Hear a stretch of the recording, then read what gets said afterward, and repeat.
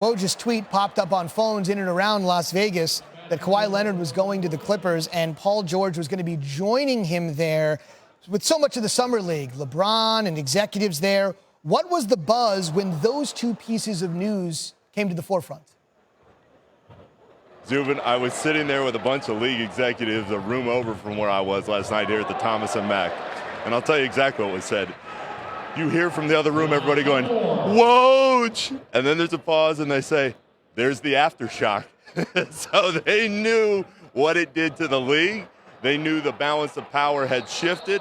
And I know, having just talked to Damian Lillard a couple hours ago, he said recruiting is more important in the NBA than it has ever been. Players have more power than they've ever had in this moment in the league. He said guys look around and they say, I need another star to play with. Okay, well, I know this guy and that team and this guy and that team. I can bring everybody together and maybe that can help.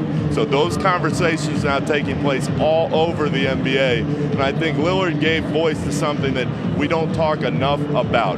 The players have all the power in the moment, and they know it. No question. It is a mobile league, if that. Mobility is number one. That's our Nick Friedel at the Las Vegas Summer League, where we won't have Zion, but we still will have plenty of drama the rest of the way. Kind of talked about it with Woj. We're going for they got Kyrie Irving and Kevin Durant. So you got the Clippers with the edge over the Lakers and the Nets with the edge over the Knicks in Los Angeles and New York, respectively. And then obviously the Clippers, brand new Big Two is like 15, 16 hours old.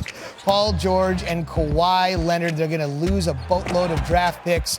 And that means Oklahoma City's dynamic duo of Paul George and Russell Westbrook is no more. So from the Summer League, 2.1 miles away at the Thomas and Mack Center, we head to Planet Hollywood, which is where we find our Preston Johnson.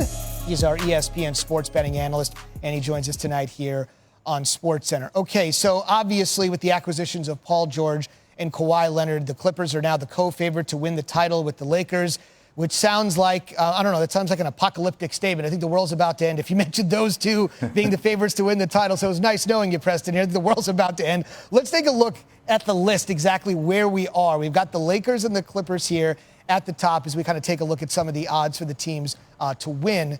The Bucks have the best chance in the Eastern Conference to end up winning the championship.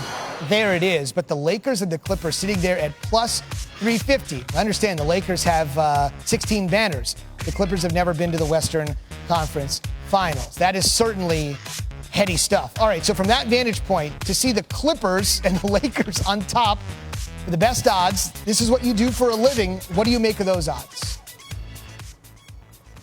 So here in Las Vegas, we're not surprised to see the Clippers odds just absolutely plummet to plus 350. Yesterday, they were as high as 16-1. They get Kawhi, they get Paul George. All right, 3.5-1. That's about right. But you want to look elsewhere in the West then, okay? Because you're probably paying a premium at this point to bet on the Clippers and even the Lakers, to be honest. So you look at the Jazz, they're a team that's improved. The Warriors, the Rockets, don't forget about them. They're still a team that's going to be really good. Is there value there? Well, they still have to go through Kawhi Leonard and Paul George now. So I diverted. I'm trying to bet and turn a profit. I diverted to the Eastern Conference.